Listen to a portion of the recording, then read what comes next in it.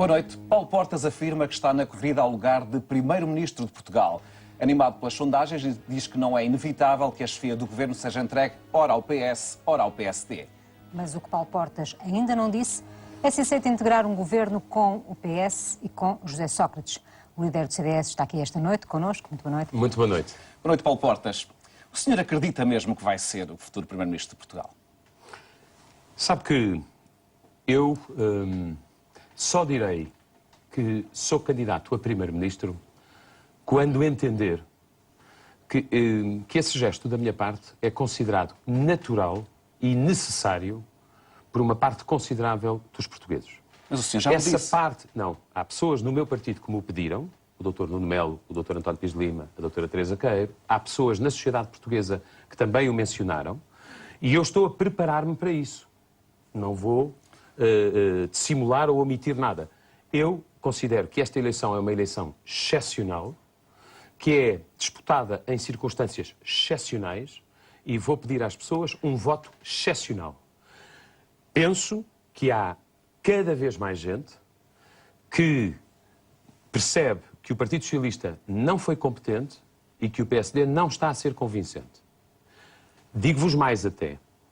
Há cada vez mais gente que entende que não é possível absolver o Partido Socialista pelo estado a que o país chegou e também não é possível premiar o PSD na exata medida em que não parece ter-se preparado. E há um outro ponto que para mim é relevante. Eu conheço muita gente que votou PS em 2009 e que está desiludida e precisa de um porto de abrigo, de um voto seguro, de um voto credível. Conheço muita gente que votou PSD em 2009 e que não está satisfeita e que precisa de uma alternativa. Paulo Portas, mas Deixe-me só terminar e dizer-lhe isto. Faça uma justiça de medir o seguinte. Já em 2009 houve muita gente que pela primeira vez votou CDS. O que levou o CDS a superar os 2 dígitos. E na altura a vossa pergunta era: acredita mesmo que vai conseguir passar os 2 dígitos? Mas agora isso aconteceu. Quem votou, deixe-me só dizer isto, quem votou CDS essa ideia de ser Vitor, deixe-me só terminar este ponto. É uma convicção profunda mas que tem? Ou é uma daquelas boas frases que dão bons títulos nos jornais? Não é com certeza. Deixe-me só dizer isto que é um ponto importante. É que das pessoas que votaram CDS pela primeira vez em 2009, olha que eu não costumo encontrar pessoas que se tenham arrependido. Por nós fala um trabalho, uma coerência e uma equipa. Bom, aquilo que eu, neste momento, chamo a atenção é para o seguinte. Esta eleição é disputada em que circunstâncias? Nós temos uma dívida pública de 170 mil milhões de euros. A totalidade da riqueza criada em Portugal durante um ano, por quem trabalha e por quem investe. Estamos a pagar em juros da dívida do Estado, em juros, não é capital, mais do que já investimos na educação e na saúde para o ano. Dr. Paulo Portas, nós já iremos ao retrato do país. Aí, só para definir a excepcionalidade das circunstâncias. Somos o único país da União Europeia que tem 2 recessões em 2 anos.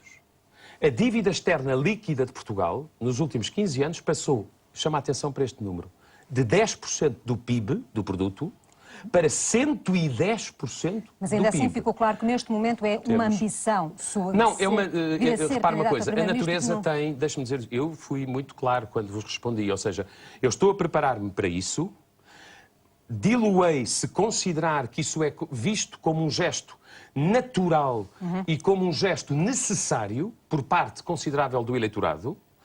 Acho que o CDS em função das sondagens? Não, de todo. Eu nunca, como há de fazer uma justiça, que a minha vida política é uma sobrevivência às sondagens. É por isso que eu não deixo instalar nenhuma euforia dentro do CDS. Nós já fizemos campanhas, e vocês são testemunhas disso, com 2%, 3% nas sondagens. E nós sempre dissemos, não é verdade, não estão bem feitas. Dr. Paulo Portas. E se agora elas são mais favoráveis, eu não deixo de dizer ao partido e à sociedade que o voto merece-se. Por exemplo, Dr. Paulo Portas, já lá iremos, teremos a oportunidade até de discutir ou de avaliar os últimos valores das sondagens, de resto, animadores para o CDS. Naquele célebre debate com o Primeiro-Ministro, em que o Dr. Paulo Portas disse, Sr. Primeiro-Ministro, saia, o senhor foi o primeiro a defender uma coligação tripartida, PS, PSD e CDS. O que lhe pergunto é, se no final destas eleições, PSD e CDS formarem maioria, o senhor considera que o PS deve ser chamado a integrar o governo? Em coerência com aquilo que lhe disse há pedaço, eu não lhe vou dar nenhuma resposta em que o CDS pareça ou muleta, que não vai ser, ou subalterno, que não é. E, portanto, podem ter a certeza de uma coisa. Estas eleições são disputadas, do ponto de vista da formação do governo, por 3 partidos que sabem o que é exercer as responsabilidades. Mas em coerência com o que disse nessa altura, permita-me dizer, mesmo que este cenário se verifique, repare uma coisa, o senhor Sandra, considera que o PS deve ser chamado a integrar o governo? Deixe-me situar a questão. Estas eleições vão ser disputadas, repare uma coisa, 2 partidos, o Bloco de Esquerda e o Partido Comunista, nem sequer quiseram falar com as entidades. É sabido? Isso é sabido. Posso? Deixe-me só... Mas eu gostava mesmo que fosse eu gostava que as pessoas concreto entendessem lá em questão. casa. Repara a diferença. Nem sequer aceitaram falar com as entidades a quem Portugal está a pedir dinheiro, porque daqui a umas semanas o Estado português pode ficar insolvente. E, portanto, naturalmente, os 3 partidos que aceitaram perceber a gravidade da situação, com diferentes níveis de responsabilidade, como é evidente, porque quem nos trouxe esta situação foi este governo, do ponto de vista da dívida pública. Bom, e, portanto, eu há um ano, quando disse ao Primeiro-Ministro, saia, e não o disse numa entrevista, disse-o cara a cara, olhos nos olhos. Já percebemos, Dr. Paulo Portas, que o Primeiro-Ministro não vai sair. Olha, eu por acaso portanto, acho que está há umas semanas de sair. Com toda a Paulo franqueza. Portas, mas acabou por não Mas responder à isso questão. significa que se está uma semana de sair, significa que vai ser derrotado, não é? Se me deixarem completar o raciocínio... Mas o Dr. Paulo Portas é hábil em desviar. Não estou, eu estava a chegar ao raciocínio, ou seja, eu disse ao Primeiro-Ministro, então. saia.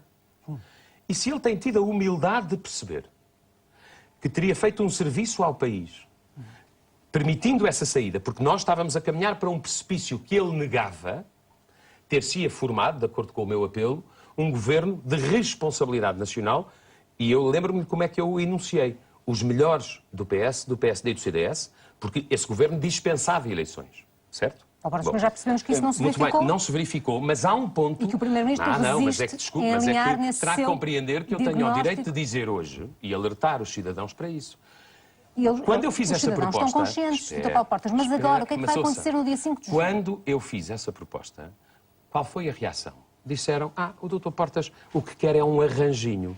Seguiram-se muitos arranjinhos, PEC 1, PEC 2, PEC 3, Código Contributivo... E agora, muitos apelos à coesão. E agora, muita gente, portanto... vamos dizer as coisas como elas são, muita gente dá razão à proposta que eu então fiz. Paulo Portas, mas a questão que a Sandra lhe estava a colocar e que acabou por não responder era se depois do dia 5 de junho, no caso do PSD e o CDS terem maioria, se o senhor entende que o Partido Socialista também deve ser chamado ao governo e não respondeu a esta questão.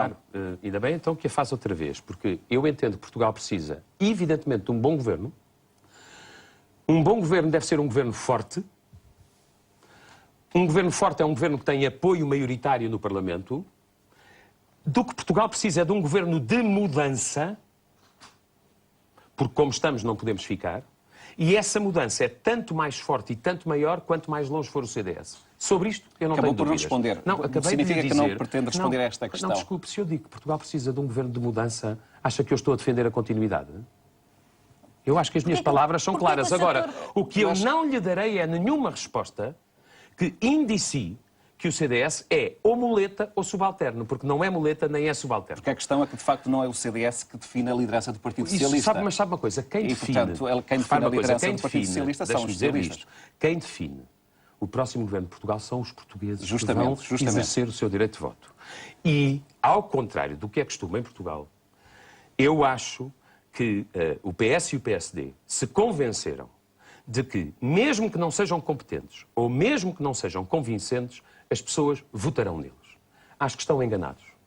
Acho que as pessoas percebem que esta situação é excepcional, que chegámos aqui por alguma razão e que o PS e o PSD, não sendo partidos iguais, eu nunca disse que eram iguais, têm, no entanto, alguns defeitos que são parecidos. E porquê nomeadamente, que o PSD não é convincente? Mas, ouça, quero que eu lhe dê exemplos com toda a frontalidade e com toda a franqueza. Quanto à incompetência do PS, os números que disse há pouco são evidentes. A dívida pública portuguesa passou de 82 mil milhões de euros para 170 mil milhões de euros em 5 anos. A história não tem 6 semanas, como o Primeiro-Ministro pretende, a história tem 6 anos. Bom. Agora, relativamente a diferenças entre o CDS e o PSD que se expressam naturalmente todos os dias. O PSD parece querer privatizar uma parte da Caixa Geral de Depósitos. Lamento dizer, não é o momento. Seria vendido por baixíssimo preço. Provavelmente seria vendido a capital estrangeiro e não a capital português. Tomar aos grupos económicos portugueses suportarem os bancos que têm. E, sobretudo, perder-se a oportunidade de transformar a Caixa Geral de Depósitos naquilo que eu considero essencial.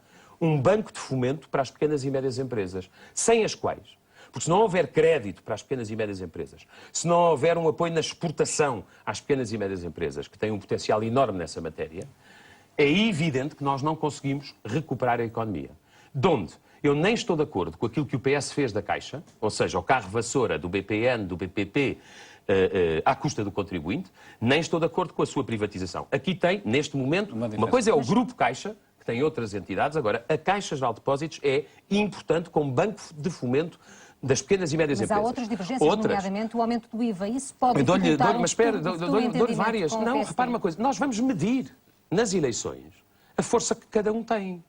E os portugueses vão dizer a quem é que querem dar força, a que políticas é que querem dar força, a que equipas é que querem dar força. As diferenças relativamente Deixe-me dar-lhe um outro que é muito política importante, a questão da política fiscal. Mas repare uma coisa, isso é o sal da democracia, são dois partidos diferentes. Nós não concordámos, por exemplo, com aquilo que o PSD aceitou relativamente aos jovens que estão a recibo verde, aos trabalhadores independentes, no Código Contributivo. Porque, permita-me dizer isto, se um jovem tem uma ideia, tem um projeto, que é assim que começa um negócio, faz uma pequena empresa, e o Estado lhe cai em cima com quase 50% de contribuições e impostos, o que é que quer que um jovem ache da sociedade e do Estado em Portugal? Esclareça-me este ponto. Alguma dessas diferenças pode comprometer um entendimento futuro? Mas repare uma coisa, eu sou uma pessoa construtiva e já dei muitos sinais disso e tenho sido em todo este processo da ajuda externa, tenho procurado que o partido tenha sentido de responsabilidade. Mas eu dou-lhe outro exemplo que é gritante e que tem que ser clarificado antes das eleições. O PSD quer transformar a agricultura numa Secretaria de Estado.